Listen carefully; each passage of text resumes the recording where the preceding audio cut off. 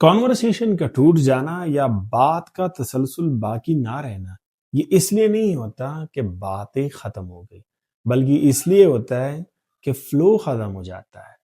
Conversation flow का मतलब है कि बात को आगे ऐसे बढ़ाना कि दरमियान में कोई ऑकवर्ड साइलेंस भी ना आए, एनर्जी लो भी ना लगे और दो लोग आखिर तक इंगेज रहे। अब सवाल यह है कि कॉन्वर्सेशन फ्लो कब टूटता है।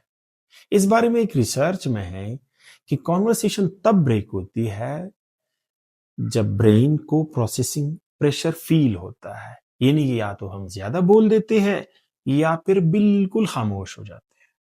इस गैप को कम्युनिकेशन साइकोलॉजी में इंटरैक्शन इम्बैलेंस कहते हैं, और इस इम्बैलेंस को कंट्रोल करने या कम करने के लिए कम्युनिकेशन साइंस 3 मेथड्स बताती है। पहला है टर्न टेकिंग। हर नेचुरल कॉन्वर्सेशन एक रिदम को फॉलो करती है, बोलना, सुनना, फिर बोलना। जब एक बंदा इस रिदम को डोमिनेट करता है तो फ्लो खुद ब खुद खत्म हो जाता है। अच्छे कम्युनिकेटर्स इस फ्लो को नेचुरली स्पेस देते हैं। और दूसरा है वर्बल ब्रिजिंग।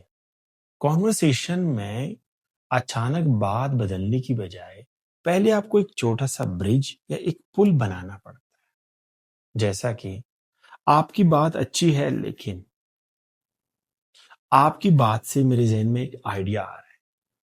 इस तरह के छोटे छोटे कनेक्टर्स जो बात का तसलसल बाकी रखते हैं, कॉन्वर्सेशन को अचानक बदलने की बजाय नेचुरली अगले पॉइंट तक ले जाते हैं।